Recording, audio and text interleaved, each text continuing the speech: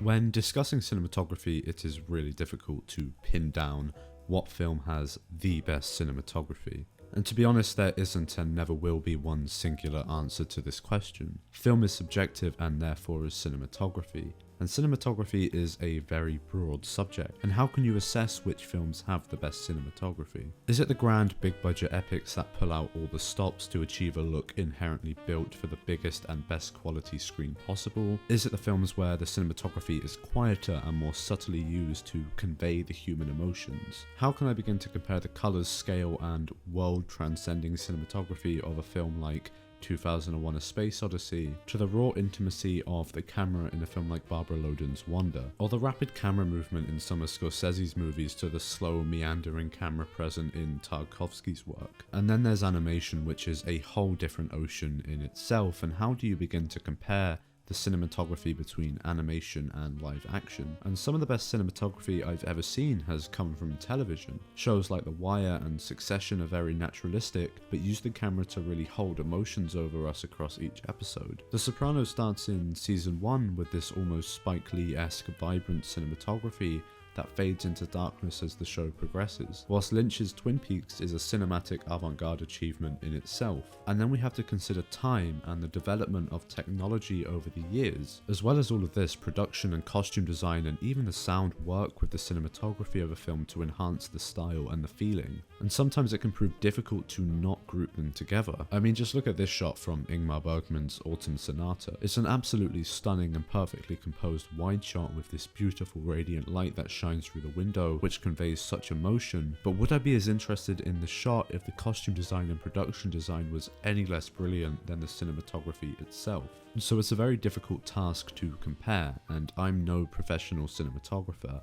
So I'm not here to try and give you a lesson on what makes for great cinematography. All I know is how cinematography from certain films have spoken to me and impressed me. And I'm certainly not here to say that these are the definitive best shot films of all time, but these are just some specific films that have really stood out to me and have impacted my own work and style. It's also important to note that I have obviously not seen every movie ever made, so I'm sure if you ask me again in a couple of years' time which films have the best cinematography, I may just have some different answers.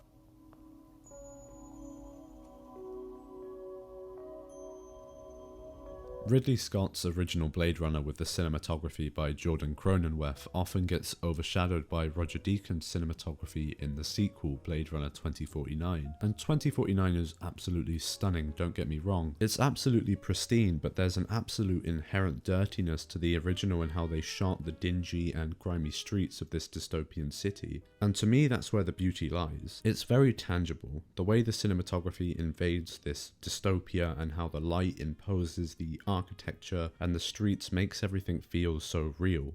The people in the city are completely packed in like ants and were visualized fairly colorless, but the dystopian Los Angeles city itself is full of color. It's bathed in neon lights which pierce the rain and smoke and is very evocative, and all of this enhances the griminess of the city. Blade Runner is a masterful use of light and shadow to create this neo-noir atmosphere. It casts these long and haunting shadows over the decaying architecture and the characters in the film, which played a large part in Blade Runner pioneering the cyberpunk genre. And the film also has some of my favourite and the most beautiful uses of close-ups that I've ever seen. The iconic Tears in the Rain monologue and the imagery of the rain-soaked and bloody Roy Batty is permanently etched into my mind. Ridley Scott wanted the look of Blade Runner to resemble that of Citizen Kane with the use of high contrast, unusual camera angles and shaft lighting, with David Dreyer, one of the special photographic effects supervisors, even wishing there was a black and white release of the film, with how much classic black and white pictures evoked the inspiration for the look of Blade Runner. If anyone knows the first thing about me, it's that David Lynch is my favourite filmmaker, so naturally I was going to put a David Lynch film on this list. I love how each and every one of his films is shot, from the dream noir scape of Mulholland Drive to his grand and somewhat campy version of Dune, to the digital camera rawness of Inland Empire. But limiting myself to just one David Lynch film for the sake of this list, I decided to settle on Eraserhead, his first feature film, mainly because I am a sucker for deep contrast black and white cinematography. But beyond that, with Eraserhead, David Lynch and his cinematographers Frederick Elms and Herbert Cardwell craft one of the most deeply unsettling and eerie visual atmospheres in a film I've ever seen. What Lynch describes as the real Philadelphia, Eraserhead is packed full of these harsh and deep shadows and Lynch's obscure composition of the bizarre. There aren't many films in which I'd say the most striking part of it is just of a character walking. But in Eraserhead, when I think of the film, I instantly think about the long and imposing walks that Henry finds himself on, with the imagery amongst the backdrop of this industrial hell. The best way to really describe the cinematography in Eraserhead is as nightmarish, and it really is. If hell or purgatory could ever be captured by a camera, I really believe that Eraserhead is the closest thing to it. It's my pick for the best example of the setting of a film acting as another character, and I owe that a lot to its nightmarish visuals. Whilst I'm more of a chunk and express man myself, visually the achievement of what Kar-wai and cinematographer Christopher Doyle achieved within The Mood for Love can't be understated. Kar-wai is many things as a director. His style is one of the most purely cool styles a director has. He's a master at romance and crafting films that feel like a lucid dream, and In the Mood for Love is played very tight and intimate. In tight corridors and staircases, visually the film makes you feel very enclosed, but never suffocated. In the Mood for Love is Kar-wai visually at his best in my opinion, with shot types that you don't often see outside of his work. There are unique shallow focuses like this and visual strokes of genius that work with the score's needle drop in instances like this. Y así pasan los días. The camera is very observant. There are frames within a frame where the foreground seems to be often obstructed as we're watching these two characters. Visually, the film so expertly expresses the anxiety of sneaking around behind the two characters' spouses who we don't see at all in the film, we only hear them. The film is set in Hong Kong, but the film's look makes it feel like it's almost a world of its own. In the Mood for Love, if I had to sum it up, is just very visually lyrical. Its visuals minus the score still feel very much to me like a song. Martin Scorsese recently just joined Letterboxd, and he published a list of his top 10 widescreen films. On this list sits Sergio Leone's Once Upon a Time in the West, a film that I had been meaning to revisit for a while, and so I just rewatched. And as I was watching it again, I realised just how much I was actually swooning over the look of this film. It's the pinnacle of a grandiose spectacle made for the biggest screen possible. Everything looks so precise yet cosmic. The film is shot in these beautifully composed wide vistas, with these long shots of this enormous, sweltering desert with the baked earthy tones. But Leone is iconic for his close-ups, and he utilises them maybe at his best in this film. There's so much texture to these shots, the way he's able to get a shine in his actors' eyes, and you can practically see their beards growing by the second. Leone's eye for composition is just immaculate. Look at shots like this. If you looked at this shot without any context of these characters and what's happening, you'd still get such an imposing feeling seeing this shot because of how he blocks those characters in the doorway, restricting the outside view of the desert. It's an absolute masterclass in cinematography. Brian De Palma's visual style has always been so intriguing to me. His use of vibrant split diopter shots and often comic-y split screens I've always thought have been so cool. Nowhere do I find De Palma more visually interesting than in my favourite work of his, Carri. The film is soaked in this blood red and electrifying blue. It's overbearing in the best way possible. As I said, I love the use of split screens and split diopter shots in this film. They act as a form of voyeurism, allowing the audience to see Carri White's emotional responses and the broader context simultaneously, most prominently at the apex of the prom night. During the prom night leading up to the blood-soaking massacre, there's this long tracking shot leading up to the bucket, which is such a terrifying way to build the tension. Long ethereal shots like this one of Carri and Tommy dancing that creates this sense of dizzy relief. There are these little visual cues in the film like this one that effortlessly forebode the audience. Carri is easily one of the best shot horror films, and in my opinion just one of the best shot films ever.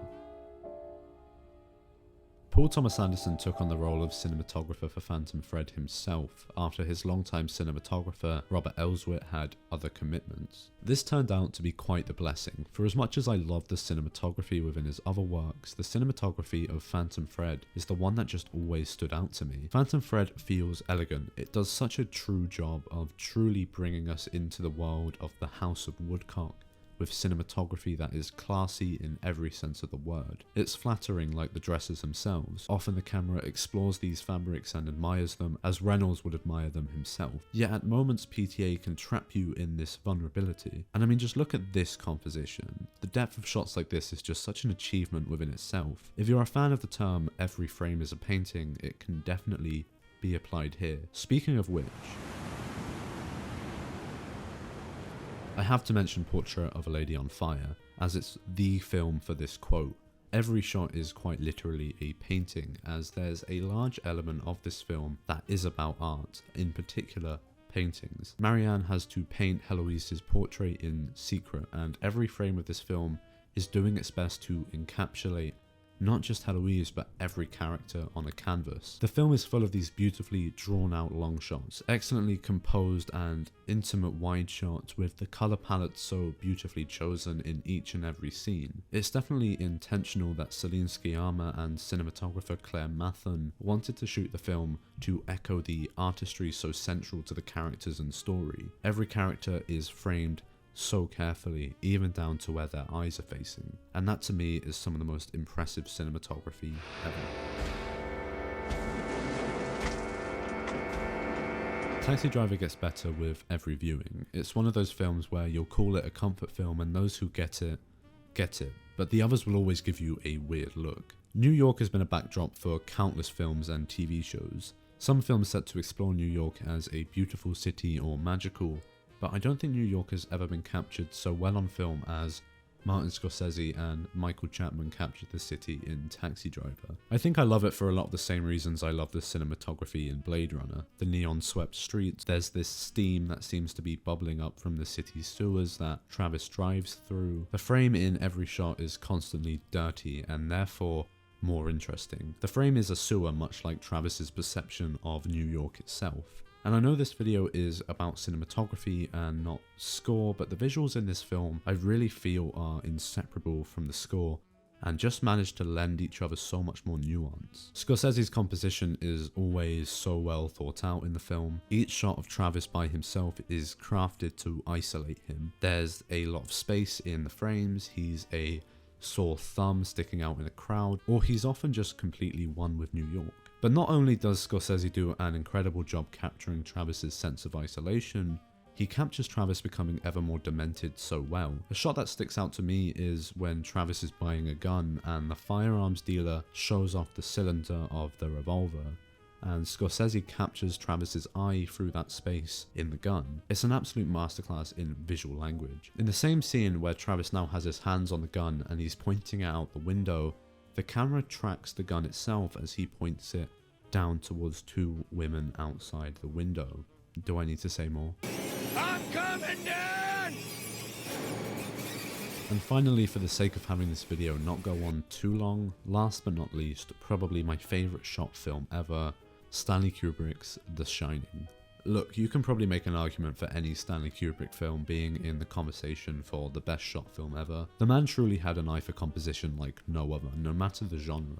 You can see behind the scenes footage of him composing this shot in like under 2 minutes. His skill cannot be understated. He was always finding the most unique and purposeful ways of shooting a film, whether it's a revolutionary science fiction film, his war films, or in this case his iconic horror film, The Shining, which just so happens to be my favourite film of his. And the cinematography obviously plays a huge role in why it's my favourite film of his. The way that Kubrick visually displays Jack Torrance's descent into madness is done expertly immaculately. Whether that's with his iconic Kubrick stare or with the use of creating frames within the frame, with the use of a mirror, everything in the film seems overbearing. Whether that's at the beginning with how the hotel seems to dwarf the characters, or later in the film as Jack Torrance begins to completely dominate the frame himself. Especially towards the end of the film in the handheld chase sequence through the maze, which every time I watch it just leaves me breathless. Or even in shots like this where the typewriter is so dominantly on screen. There are little shots that most other films or filmmakers just might not have ever thought to do. The way the camera swings harshly with the axe as it hits the door, or the way the camera goes from this eerie stillness to an immediate rush as Jack starts to chase Danny is like a shot of adrenaline. The whip pan as Jack notices who he's really getting it on with in the mirror. This bird's eye view shot as Jack is looking down at the maze.